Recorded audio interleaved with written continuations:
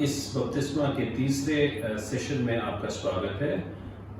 हमें उम्मीद है कि आपने पहला और दूसरा सेशन देखा होगा और ज़रूर आपके अंदर की बहुत सारे जो प्रश्न हैं वो ज़रूर आपको उसके उत्तर मिल गए होंगे। और अगर यदि कुछ अभी भी आपको कुछ डाउट्स हैं या कुछ शंका है या कुछ प्रश्न हैं, तो मैं आपसे अनुरोध करता हूं कि आप ज़रूर उसको हमारे जो वेबसाइट दिया हुआ है या हमारा पास्टर साहब का जो फ़ोन नंबर दिया हुआ है उस पर एड्रेस कर सकते हैं। स्वागत है पास्टर प्रभाकर आज के इस सेशन में।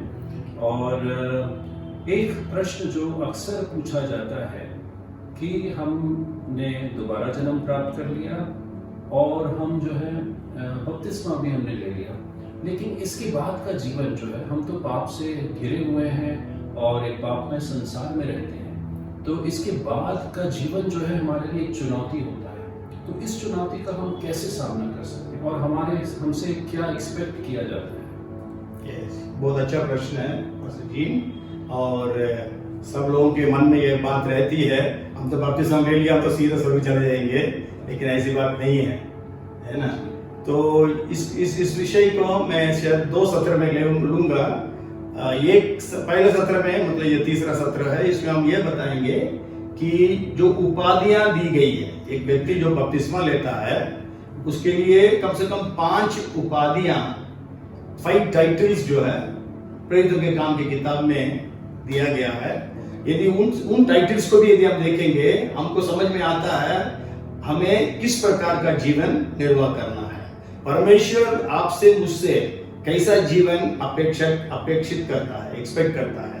तो इसलिए हम पहले उस बात को देखेंगे। वो 5 जो टाइटल्स है, 5 उपाधियां जो हर एक विश्वासी के लिए दी गई है, उसके बारे में हम लोग देखेंगे। उसमें पहला जो है, आप क्या सोचते हैं पर क्या टाइटल्स दिया गया है, क्या उपाधियां दी गई है? मुझे लगता है एक तो संत के बारे में बहुत अच्छा, हाँ जी। और एक भाई, एक विश्वासी। बहुत अच्छा आपने बोला, याद है आपको। पहला है असल में चेला, है ना। हम लोग चेले के बारे में, शिष्यत्व के बारे में पिछले सेशन में मैंने आपको काफी एक्सप्लेन किया। जो 10 शर्तों को प्रभु यीशु मसीह ने जो दिया है उसके विषय में हम लोग देखे, आप लोग उसको सुने होंगे और मेरा विश्वास है आप उसको अध्ययन भी किए होंगे, क्योंकि मैं उसके बारे में ज्यादा एक्सप्लेनेशन नहीं दिया, केवल वचन बोला, वचन क्या लिखा है इस बात को बताकर मैं 10 पॉइंट्स को बताया था। और इसलिए पहली बात है, हमें चेला बनना है। तो यीशु मसीह का चेला बनने का जो 10 लक्षण या 10 शर्तें जो बताई गई है यीशु के द्वारा, उसके बारे में हम देखें। इसका मतलब मुझको और आपको यीशु मसीह के चेले के रूप में हमारे दैनिक जीवन को व्यतीत करना है। तब हम अपने बपतिस्मा में जो वाउस देते हैं, असल में बपतिस्मा में हम लोग ये शपथ लेते हैं, ये वचन देते हैं, यीशु मसीह को मैं मानता हूँ, यीशु मसीह ही उद्धार करता है, बाइबल पढ़ूंगा और बहुत सारा कार्य करूंगा।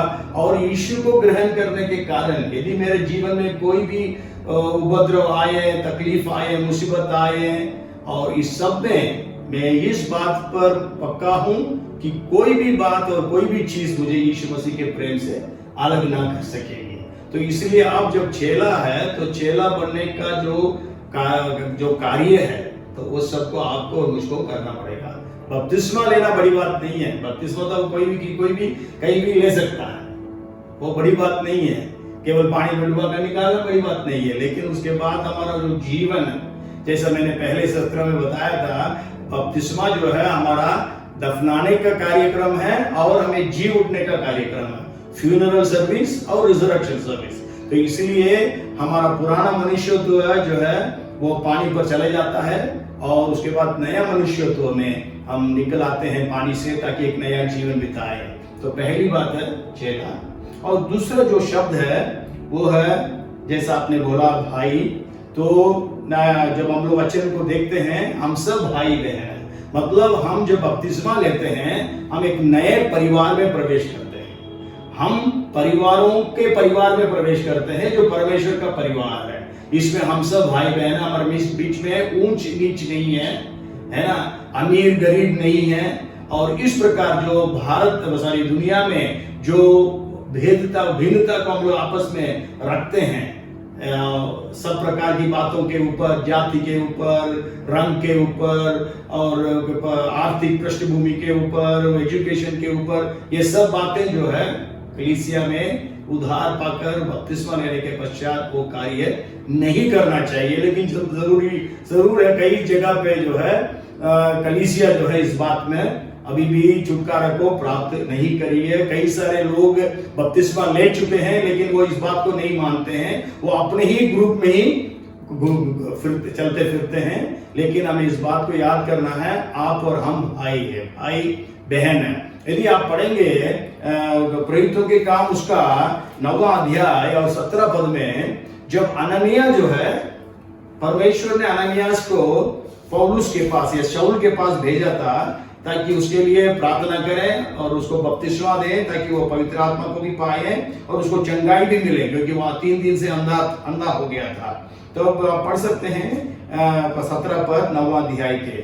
तब हनन्याह उठकर उस घर में गया, वहां उसने शाऊल पर अपना हाथ रखा और यह कहा, हे भाई शाऊल, प्रभु अर्थात यीशु जो उस रास्ते में जिससे तू आया है तुझे दिखाई दिया था, उसी ने मुझे भेजा है कि तू फिर दृष्टि पाए और पवित्र आत्मा से परिपूर्ण हो जाए। यस, यहाँ पर अननियास शाऊल को क्या बोल रहा है?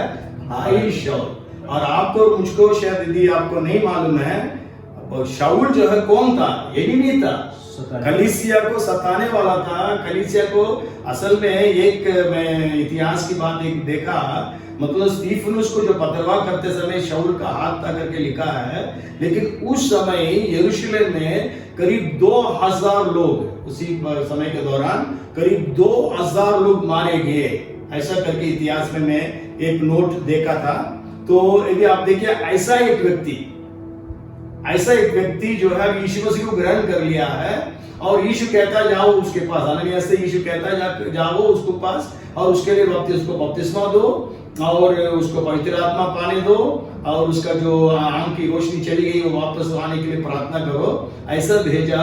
तो ये अननियास उसको भाई करके संबोधित करता है। कितनी बड़ी बात है ना? वो भी मतलब पता नहीं अननियास का भी कोई मर रहे होंगे, शायद यही घातक है, कातिल है ना? तो इस प्रकार, तो इस बात को याद करना इतना ही नहीं है। हम जब नया नियम का अध्ययन करते हैं, प्रेरितों के काम की किताब के बाद जितनी भी किताबें हैं उसमें करीब 191 टाइम्स 191 बार वो ब्रदरन मतलब भाइयों बहनों को, आजकल कुछ इंग्लिश वर्जन्स में ब्रदर्स एंड सिस्टर्स करके अनुवाद किया है, कुछ वर्जन्स में ब्रदरन करके इंग्लिश में है, लेकिन हिंदी में भाइयों करके अनुवाद हुआ है। तो इसका मतलब है हम एक नया परिवार में आ चुके हैं। इसलिए जब हम नया परिवार में हैं कलीसिया में, और उस नया परिवार कैसे रहना है, इसलिए तो हम जानते हैं इफिसियों और कोलोसियों में पौलुस जब लिखता है पत्नियों के लिए, बच्चों के लिए, और उन दिनों में गुलामी चलती थी, इसलिए मालिक स्वामी भी हुआ करता था और गुलाम भी हुआ करते थे। उस समय बताया जाता है मतलब 6 करोड़ गुलाम थे और 6 करोड़ नागरिक थे रोमन साम्राज्य में, और 6 करोड़ गुलाम थे, उसमें बहुत सारे लोग यीशु मसीह में आ गए थे।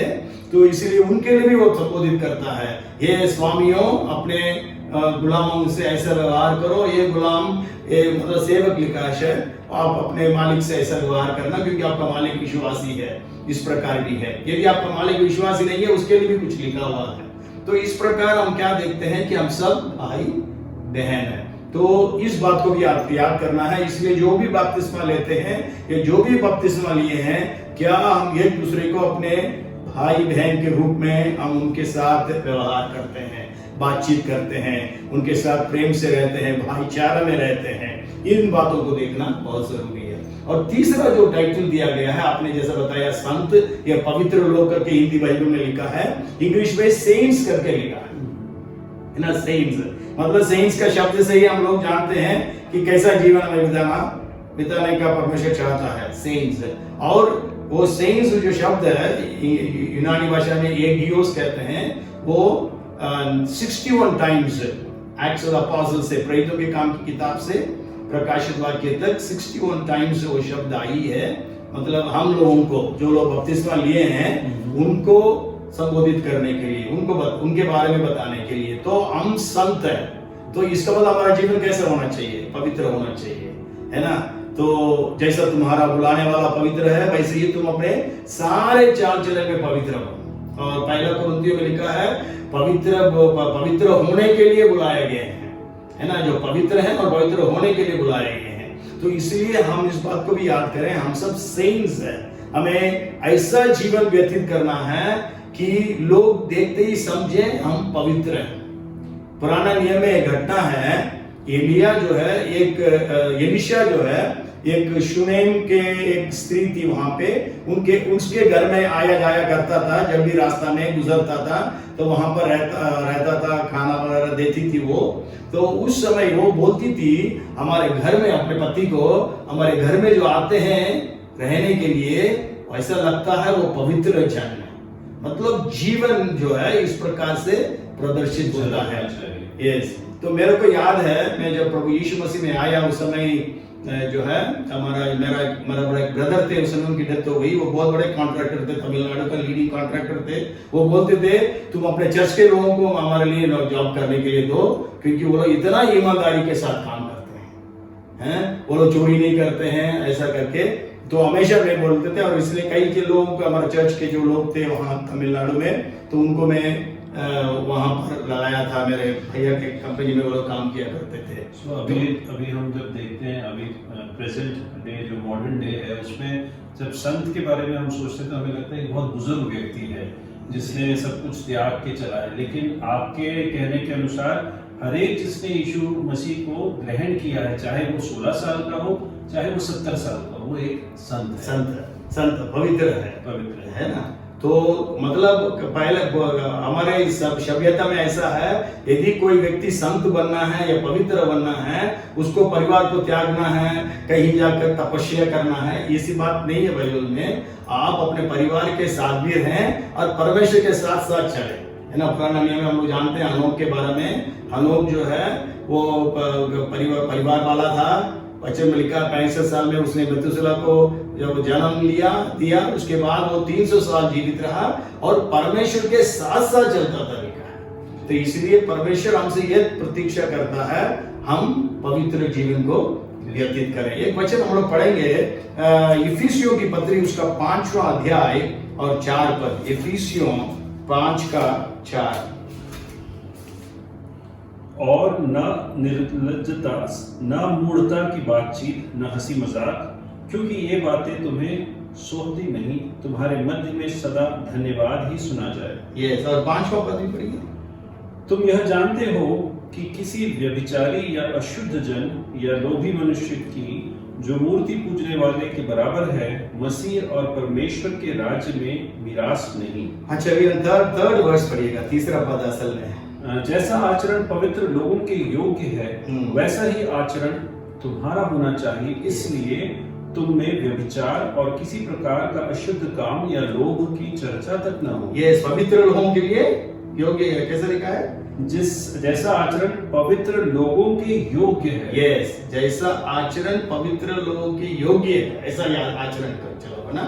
तो इसलिए जो है हमारे जीवन में परमेश्वर एक्सपेक्ट करता है कि हम पवित्र जीवन व्यतीत करें। जरूर हम जानते हैं दुनिया में पाप है, लेकिन पवित्र जीवन व्यतीत करने के लिए परमेश्वर में शक्ति और सामर्थ देता है ना। प्रभु यीशु मसीह के साथ साथ हम चलते हैं, प्रार्थना में, उपवास में, जो भी हमारा जो आत्मिक एक्सरसाइजेस जो है उसमें हम चलते रहते हैं। परमेश्वर हमें शक्ति और सामर्थ देता है कि हम एक पवित्र जीवन को व्यतीत करें। और सो इसलिए पहला है, चेले कहलाए गए हैं हम लोग, इसलिए चेला का जो भी शर्त है उसको वो हमारे जीवन में रहे, उसको हम पूरा करें। दूसरा है कि हम सब भाई बहन, हम एक परिवार के सदस्य हैं।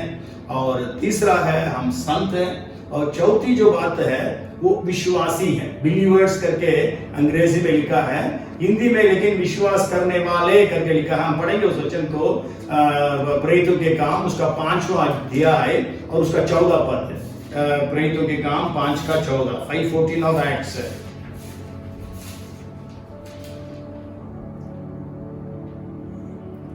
विश्वास करने वाले अनेक पुरुष और स्त्रियां प्रभु की कलीसिया में आकर मिलते रहे। यस, है ना। विश्वास करने वाले, और इंग्लिश में लिखा है and believers were increasingly added to the lord multitudes of both men and women. तो इसलिए एक और जो टाइटल हमें दी गई है वो है कि हम सब विश्वासी हैं।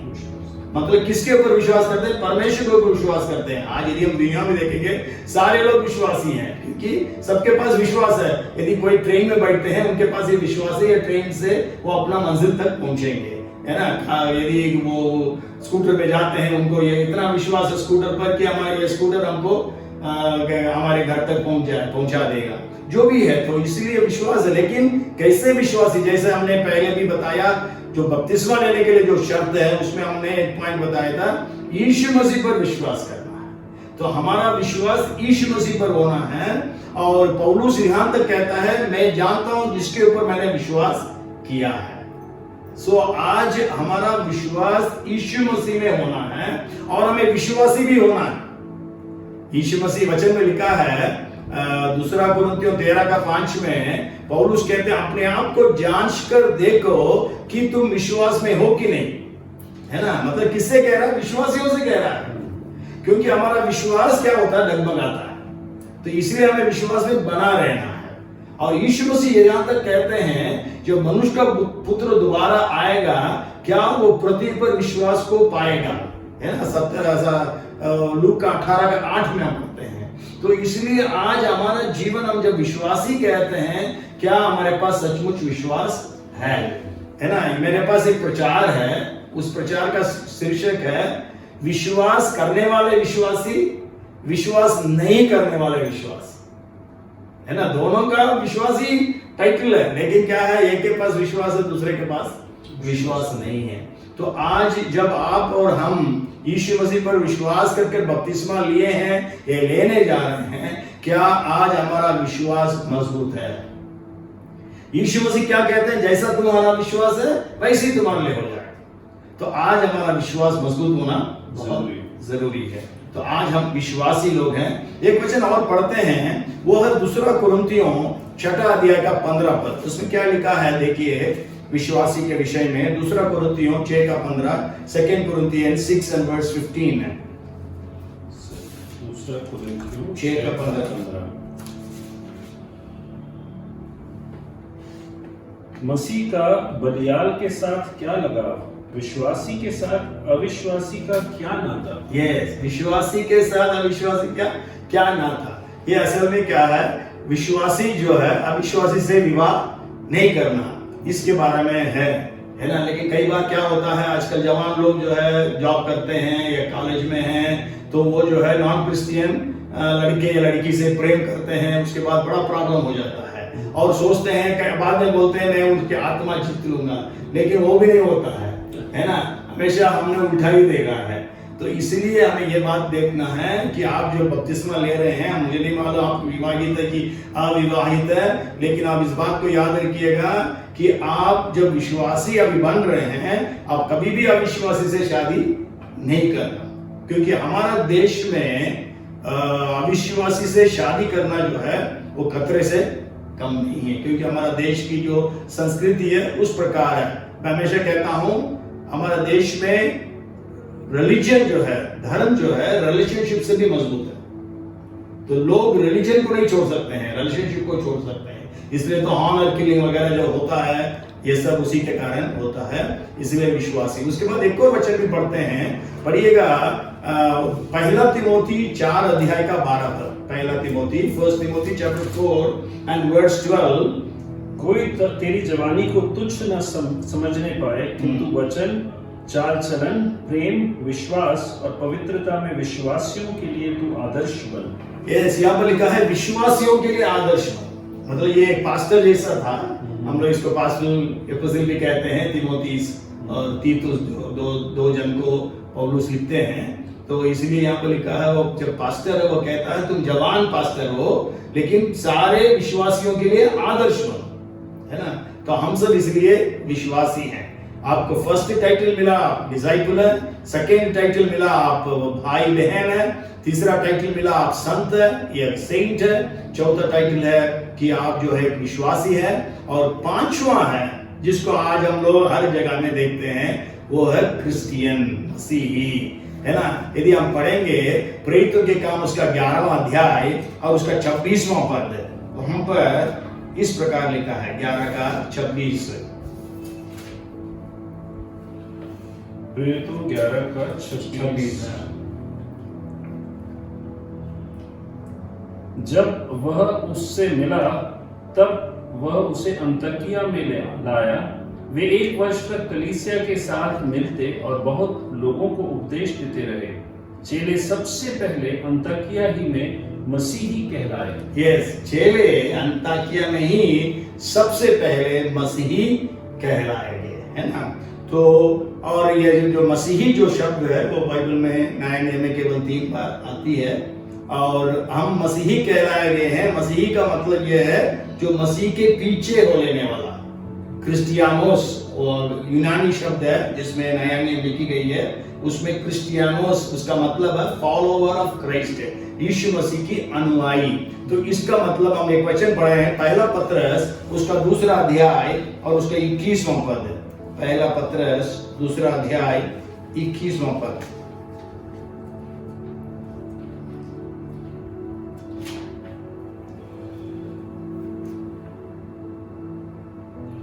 तुम इसी के लिए बुलाए भी गए हो, क्योंकि मसीह भी तुम्हारे लिए दुख उठाकर तुम्हें एक आदर्श दे गया है, ताकि तुम भी उसके चिन्ह पर चलो। यस, उसके चिन्ह पर चलो। यीशु मसीह हमारे लिए एक आदर्श छोड़ कर गया है कि हम उसके पद चिन्हों पर हम चलें, है ना। तो इसलिए जब हम क्रिश्चियन हैं, जब हमको जो देखते हैं, हमें मसीह को देखना बहुत जरूरी है। मसीह का आचरण हमारे उसमें दिखना बहुत जरूरी है, क्योंकि पौलुस लिखते हैं यीशु का मसीह का स्वभाव तुम्हारे पास हो, है ना। फिलिपियों 2 का 5 में हमारा मतलब यीशु मसीह का स्वभाव हमें दिखना बहुत जरूरी है। जरूर हम लोग ऐसे दुनिया में रहते हैं, हमारे अंदर कई स्वभाव निकलता है। हमेशा मैं कहता हूँ 4 प्रकार का स्वभाव आज मनुष्यों में पाया जाता है। यदि मैं पूछूं भलाई के लिए भलाई करना किसका स्वभाव है? हर एक मनुष्य का स्वभाव है। आप मेरे को नमस्ते बोलोगे, मैं भी आपको नमस्ते बोलता हूँ। यीशु मसीह कहता है ऐसा करने से आप क्या बड़ा काम कर दिया, है ना। बुराई के लिए बुराई करना किसका स्वभाव है? वो भी हर एक मनुष्य का स्वभाव है। हाँ, लेकिन हर एक मनुष्य के पास नहीं था। वो असल में जानवरों का स्वभाव है। एक कुत्ता जो घुर्राता है, दूसरा कुत्ता भी क्या करता है? घुर्राता है। तो आज वो हमारे अंदर आ गया। मैं बीमार था, आप मुझसे मिलने नहीं आए, आप भी बीमार हो जाते हैं, मैं भी आपसे मिलने के लिए आपसे मिलने नहीं आता हूँ, आपने देखने नहीं आता हूँ, है ना। और ये है जानवर का स्वभाव, लेकिन वो भी हमारे अंदर आ जाता है। लेकिन प्रभु को ग्रहण करने के बाद ये स्वभाव हमसे हटना जरूरी है। और तीसरा है भलाई के लिए बुराई करना किसका स्वभाव है? भलाई के लिए बुराई करना किसका स्वभाव है? शैतान का स्वभाव। यस, शैतान का स्वभाव है। परमेश्वर ने स्वर्गदूत को बनाया, लूसीफर को बनाया और उसको एक दल का अगुवा भी बना दिया, और लेकिन उस लूसीफर ने क्या किया? परमेश्वर के विरोध में बलवा किया और शैतान बन गया। आज जो है बहुत सारे इंसानों के पास यह स्वभाव है। आपने किसी के लिए इतना भलाइयों को किए होंगे, लेकिन वही आपके लिए बुराई करता है ना, आपके खिलाफ बोलता है ना। हर जगह में देखते हैं, चर्चेस में भी हम लोग देखते हैं भलाई, है ना। जब तक किसी के साथ अच्छा संबंध आपका रहता है, तब तक आपको शायद उतना मदद किया होगा, तो आप उनसे अच्छे संपर्क में थे और अच्छे संबंध में थे। लेकिन कुछ संबंध बीच में कुछ बिगड़ गया, तब आप जाकर उनके खिलाफ आप इतना बोलते हैं भला बुरा। तो इस प्रकार की बातों को हम लोग देखते हैं। चर्चेस में भी ये बात रहती है ना। यीशु मसीह ने यहूदा इस्करियोत को चेला बनाया, प्रेरित बनाया, उसको चंगाई देने की सामर्थ्य दी, सब कुछ दिया, लेकिन बाद में आखिरी में जाकर उसी ने यीशु मसीह को 30 चांदी के टुकड़ों के लिए पकड़वा दिया। तो भलाई के लिए बुराई करना शैतान का स्वभाव है। आज हम में से बहुत सारे लोगों के पास अभी वो स्वभाव है। बपतिस्मा लेने के बाद भी है, लेकिन आप जो है बपतिस्मा लेने जा रहे हैं, आप वो स्वभाव यदि आपके अंदर है उसको आप दूर कर दें। और चौथा है बुराई के लिए भलाई करना किसका स्वभाव है? परमेश्वर का स्वभाव है ना, बुराई के लिए भलाई करना परमेश्वर का स्वभाव है, वो स्वभाव हमारे अंदर होना है ना, मसीह का स्वभाव। पढ़िए उस वचन को, फिलिपियों 2:5 पढ़िएगा, फिलिपियों 2:5।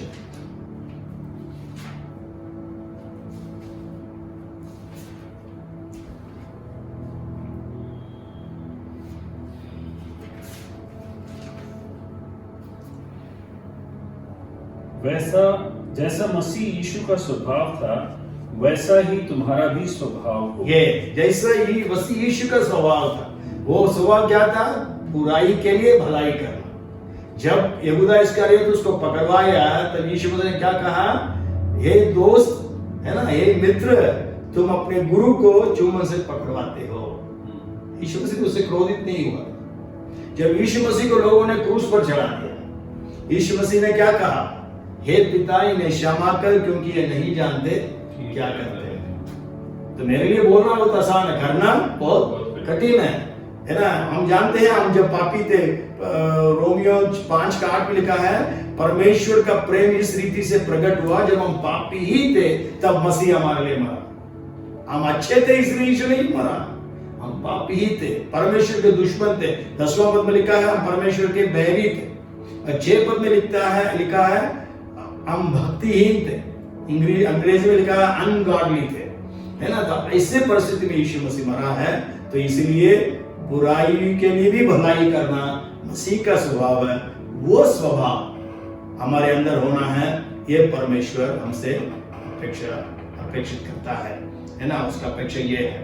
तो आज जब आप लोग बपतिस्मा लेने जा रहे हैं, है ना, आप ये सुन रहे हैं, जो हम लोग बपतिस्मा ले चुके हैं, हम अपनी जिंदगी को एक बार जांच कर देंगे। बपतिस्मा के बाद आपको कैसे जीना है? आपको चेले के रूप में चलना है, संत के रूप में चलना है, भाई बहन के रूप में एक दूसरे के साथ व्यवहार करना है, और आपको विश्वासी के रूप में रहना है, और अंत में आप जो है मसीही यीशु मसीह के पीछे हो लिए हैं। यीशु मसीह का स्वभाव आपके अंदर, मेरे अंदर रहना है। आइए हम लोग प्रभु से प्रार्थना करें। प्रभु, इन 5 उपाधियों को आपको और मुझको जब दिया है, हम पापी थे लेकिन प्रभु ने हमें पवित्र बना दिया। हम परमेश्वर के दुश्मन थे लेकिन यीशु मसीह ने हमें अपने परिवार का सदस्य बना दिया। हम सब मिलकर परमेश्वर को ये अब्बा, हे पिता करके पुकारते हैं, और हम सब भाई बहन हैं। इतने बड़े उपाधियों को जो परमेश्वर ने दिया है, और आइए हम उससे प्रार्थना करेंगे और धन्यवाद भी देंगे, और साथ साथ हम लोग प्रार्थना भी करेंगे कि परमेश्वर हमें अनुग्रह करें, ये 5 जो उपाधियां हमें दी गई उसके योग्य जीवन में और आप बताएं। आइए प्रार्थना करें। प्रभु जी, हम आपका धन्यवाद करते हैं, स्तुति करते हैं। प्रभु जी, हम धन्यवाद देते हैं। प्रभु जी, आपने ऐसी उपाधियां, ऐसे टाइटल्स, ऐसे पोजीशंस आपने हमारे लिए दिए। प्रभु जी, ऐसे पोजीशंस को हमें देने के लिए यीशु आप अपने पोजीशन को छोड़कर इस दुनिया में आया, अपने ईश्वरत्व को छोड़कर मनुष्य बनकर आया, वो भी दास का रूप लेकर आया। प्रभु यीशु, हम आपका धन्यवाद करते हैं। हम धन्यवाद करते हैं, आपने हमें एक चेला बुलाया है, आपने हमें भाई, बेटा, बेटी करके आपने हमें एक नया संबंध दिया है। प्रभु यीशु, हम धन्यवाद करते हैं, आपने हमें संत बनाया। पापी थे हम, लेकिन आपने हमें पवित्र बना दिया, सेंट्स बना दिया। प्रभु, हम धन्यवाद करते हैं, हम अविश्वास में थे लेकिन आपने हमें विश्वासी बना दिया, हमें विश्वास योग्य समझा है। और प्रभु, जब आपका धन्यवाद करते हैं, हम इस दुनिया के पीछे चल रहे थे, आपके पीछे होने के लिए आपने हमें मसीही बना दिया। प्रभु, जितने बपतिस्मा के लिए तैयार हो रहे हैं, उन सबके जीवनों में ऐसा कार्य कर, ताकि हमारा जीवन रूपांतरित किया जाए और हम आपके लिए जीवित गवाह बनकर रहने पाए। हम धन्यवाद देते हैं प्रभु जी, स्तुति करते हैं, यीशु के नाम से मांगते हैं, आमीन। आमीन। Thank you, God bless.